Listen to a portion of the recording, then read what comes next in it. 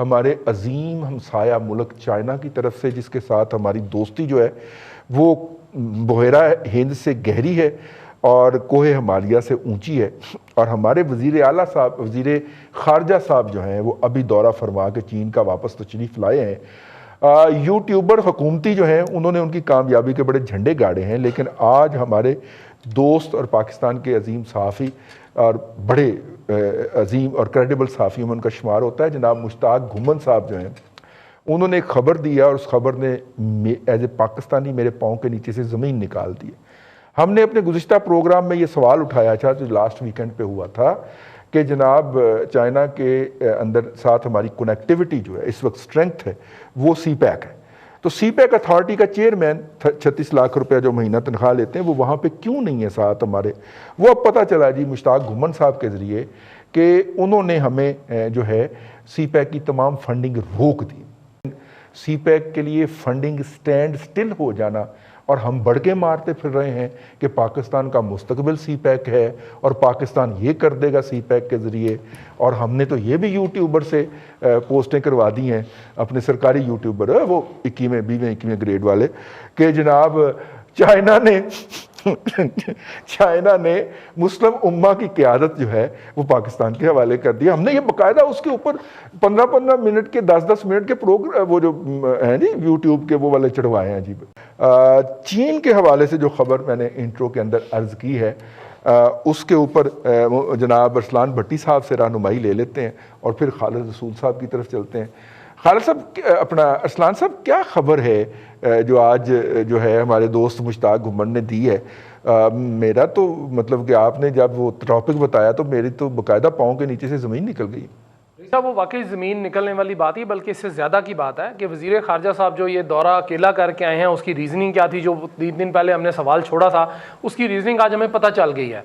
मसला सिर्फ इतना सा है कि चाइना ने पाकिस्तान की हुकूमत से रब्ता किया। उन्होंने कहा है जी कि इस खबर के मुताबिक, जो आपने खबर का जिक्र किया मुश्ताक घुमन साहब की जो एक बिजनेस रिकॉर्डर में आज छपी है, उसमें उसने कहा जी कि फंडिंग जो है सी पैक के लिए सारी की सारी रुक गई है। इसमें रोकी जा रही है, हाँ जी रोकी जा रही है। और आगे उसने क्वेश्चन मार्क दिया है कि क्या मजीद फंडिंग होगी या कब शुरू होगी, कोई पता नहीं है। मसला ये जी कि 22 टोटल मंसूबे थे सी पैक में जो बनने हैं, उसमें से 9 चल रहे हैं, 8 अभी जो है वो थोड़े थोड़े शुरू हुए हैं, 5 जो है वो बिल्कुल भी शुरू नहीं हो सके। अच्छा, उसमें एक जो मंसूबा है बेल्ट एंड रोड प्रोजेक्ट जो 2019 में मुकम्मल हो जाना चाहिए था या आधा बन जाना चाहिए था, उसके ऊपर बहुत स्लो प्रोग्रेस है, जिसके ऊपर हमारी खासी वहाँ पे क्लास हुई है। ठीक है, जो हमारे साहब गए थे बड़े अच्छे शास्ता जुबान लेके।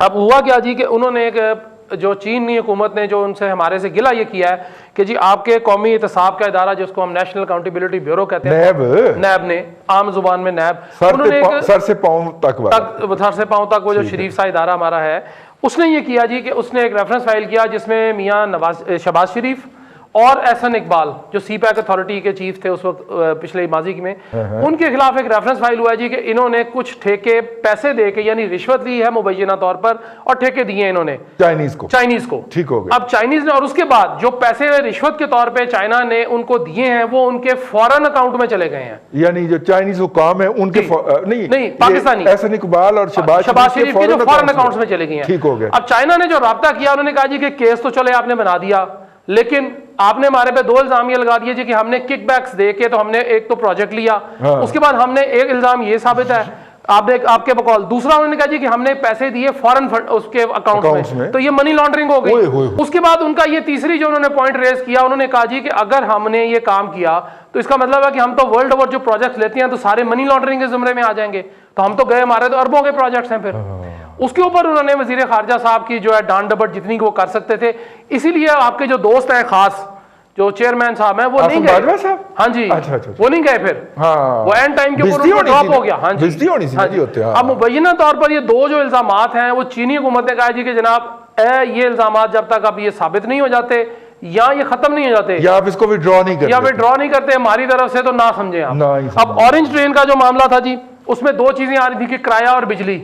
उन्होंने कहा जी बाढ़ में जाएं, ऑरेंज ट्रेन चलाएं ना चलाएं, हमने दोनों वो भी छोड़ दिया। हैविंग सेड दैट, देखिए ये खबर है अपनी जगह के ऊपर, और हम ये भी देख रहे हैं कि सी पैक के प्रोजेक्ट भी काफ़ी ज़्यादा डिलेज का शिकार है। कुछ तो है जिसकी पर्दादारी है आगा साहब। सबसे पहली बात तो ये है कि मुझे ऐसा लगता है कि हमारे पाकिस्तान में कोई फॉरेन पॉलिसी है ही नहीं। अभी तक हम इस बात का तयन ही नहीं कर सके कि हमें इस खित्ते में किस मुल्क के साथ किस वजह से कहाँ खड़े होना। वाह, जो लोग हमारे साथ जो किस मुल्क के साथ किस वजह से कहाँ खड़े होना, वाह क्या बात। देखे ना, अभी तो हम कश्मीर कॉज पे जो ममालिक हमारा साथ दे रहे थे, हम उनके पास नहीं जा सके। उनके साथ हमने ताल्लुकात खराब कर लिए। सऊदीया जो हमारा हमेशा हमारी माली इमदाद करता है, हमने उसके साथ भी ताल्लुकात खराब कर लिए। अभी तक 2 सालों में हमें ये नहीं पता कि हमने कहाँ खड़े होना है। जो लोग हमारे साथ हैं हम उनसे भी बाजू छुड़ाना चाहते हैं। अमेरिका से तो हमने पल्ला छुड़ा ही लिया, लेकिन अब जहाँ जो चाइना की जो पिछले दहाइयों से हमें कहते आए हैं कि हमसे लो कुछ करके तो दिखाओ, लेकिन हमने उनको भी नाराज कर लिया। यही सीपैक का हाल है। हमने आते ही उनके भी फंड्स बंद कर दिए और उनके प्रोजेक्ट्स के अंदर भी जो है ना उनकी भी मिट्टी खोदना शुरू कर दी कि इनमें से क्या निकालें।